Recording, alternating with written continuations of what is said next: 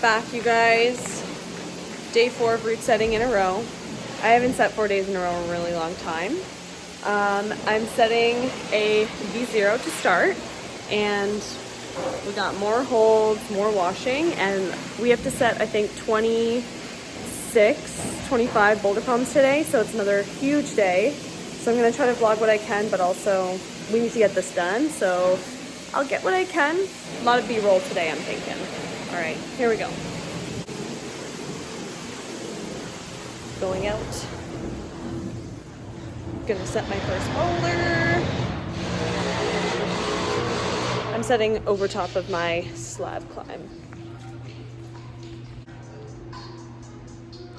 Gonna set right where that ladder is. I have the rustic flowers. These are really nice holds. They kind of look cool, I guess. Should be fun. I think it'll be good.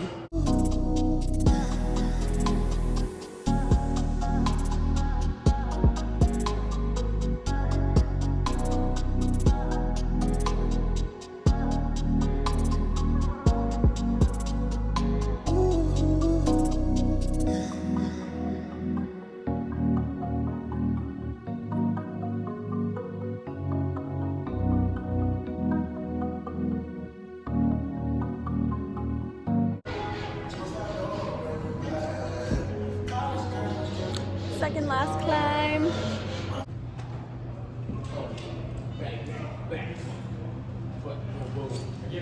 That hole decided to be stripped, and I had to fix it. It was literally the last hold. I had to put 4 screws in it. Thank God I didn't hit any beams, but it is indeed stripped. But you can still climb on it. It's fine. Here is the finished product in the lab, and we had climbs spread throughout the main gym and the scoop, back wall, front arch, and the lab, but the majority were definitely back here. And these climbs were really fun. We used a lot of our fiberglass and volumes back here because our back wall is actually wood, so it's a little bit easier to use those bigger shapes because these walls are very flat for us, whereas in the front, because it's concrete, it's a little bit harder to put. I think I mentioned some of the bigger stuff, like these big delier holds that we have. We've had these for years. They're actually quite old, but they cannot go out front on the concrete. They can only go in the back, and we bust these out every year because, I mean, look at how fun this climb is. It's just a classic. Everyone always enjoys it. But these climbs were really, really fun. This is our whiteboard, which is where we kind of kept track of everything. And I'm going to give you guys a bit of a breakdown on that.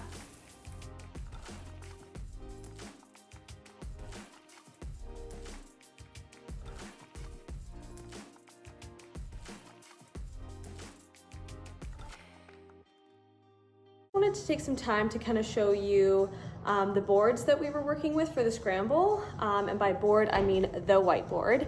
This is the whiteboard that we had for the scramble comp, and basically we put V0 as the bottom climb, all the way up to V10 as the hardest, and we kind of distributed grades across the climbs using this here. It's backwards, but basically for a scramble like this, we want the majority of climbs to be in the mid-grade range. So there's 1 V0, 3 V1s, 3 V2s, 5 V3s, 5 V4s, 4 V5s, 4 6s, 4 7s, 3 8s, 2 9s, and I think we got 1 10. So basically using this as a rough guideline, we would put in first our name, and then the hold color, or at least where it was going. The green marker indicates that it was in the main gym, and the black marker means with a star that it was in the lab. So when we were forerunning, we knew where we were going and how we would find the climbs.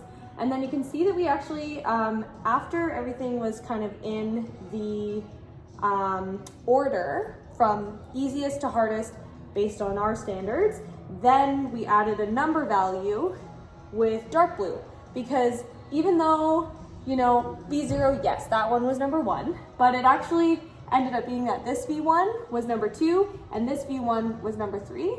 So as you climb everything, you know, use this as a rough guideline, but we really wanted to try to make sure that we weren't adjusting climbs for no reason. If somebody said a V4 and it was a V5, then before we decided to tweak down the V4 and really make it a V4, we would climb kind of everything else in that area so that if there was another climb that ended up a little bit softer, which more than likely there would have been, we would just switch them. So it was a little bit less work and also kept the integrity of the climbs a little bit more. It made so that we didn't have to do these like really big tweaks throughout the day. We would kind of just work more with what we had, which I think is a really great approach to a scramble, because when you have 35 boulder problems to set and forerun and tweak, it can be a lot of work. And so any opportunity you have to kind of like mitigate that, and also, you know, if a climb is really, really good, even though it was supposed to be V3 and it ended up being V5, maybe it's worth keeping it at V5 and tweaking something else that maybe was more consistently V4 with like one really hard V5 move. That might just be something that our team does, but that is the way that we kind of approached this scramble comp. So that was the board, just to kind of give you guys an idea. And we did take pictures of it because obviously it's dry erase and somebody could have erased the whole thing on us. But this is kind of what we use to keep track of all of the scramble climbs for BlocBuster. We are forerunning now. We are zooming through forerunning. We're going super fast and I'm trying to keep up. But it is proving to be difficult. We're going through each climb, starting at what we think is number 1, which is the easiest, and working our way up and up and up.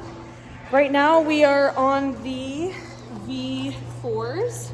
It's backwards, I won't bother showing it, but we're on the V4s. And there's 1, 2, 3, 4, 5 V4s. The scramble is usually more of the mid-grades, which is really nice because then it makes for an easier forerunning day. Forerunning qualies and finals was like, you had to warm up and then climb V7, V8 right away. But right now there's like a lot of mid-grades and they're really fun. So having lots of fun. But in order to keep up with the guys, I need to like hustle. So I'm gonna go hustle.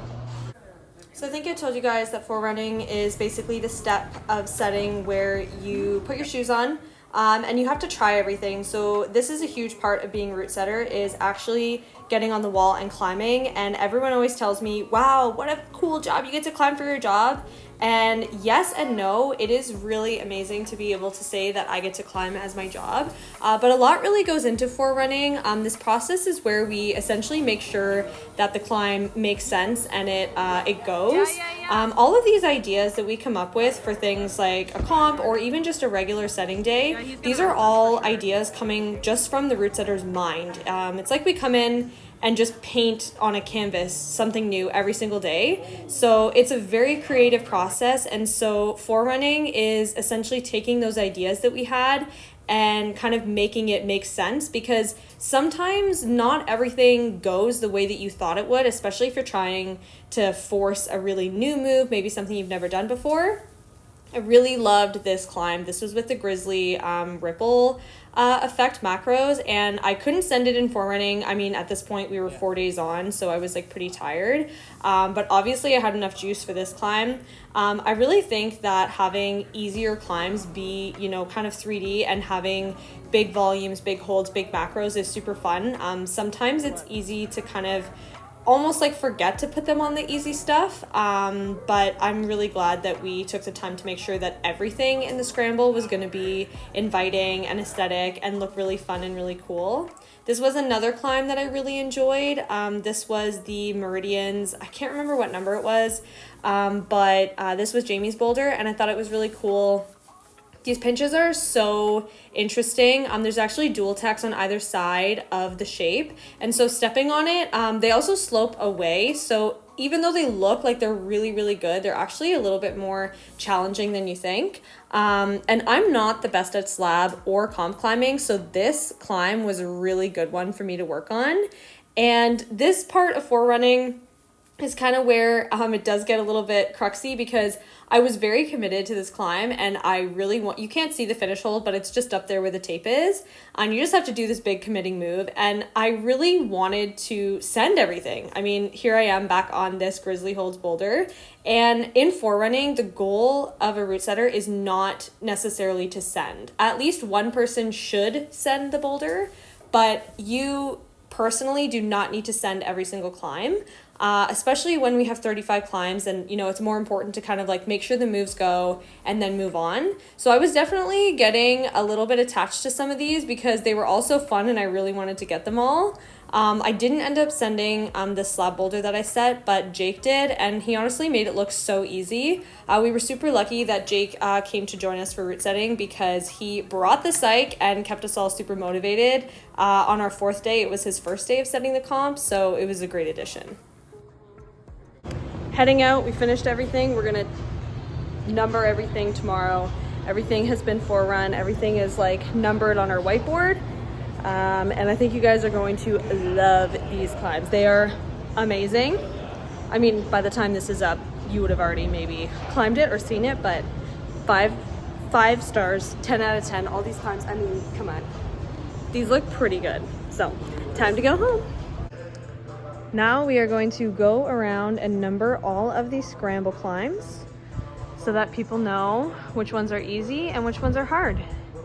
So number 1, so in a scramble comp, how it works is you have a scorecard and you're basically, it's like a boulder session, but each climb is numbered, and number 1 is the easiest and number 35 is the hardest.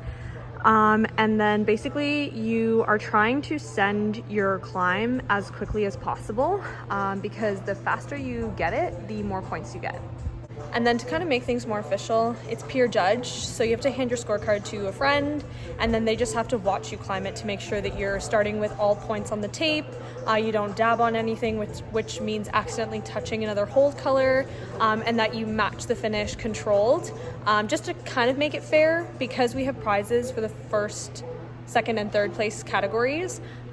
We just want to make sure that people are being honorable in their sends. So yeah, that's how a scramble works, and now we get to number these. Usually these end up getting kicked off, so I got to make sure the tape job is pretty good. But yeah, we're gonna do that now.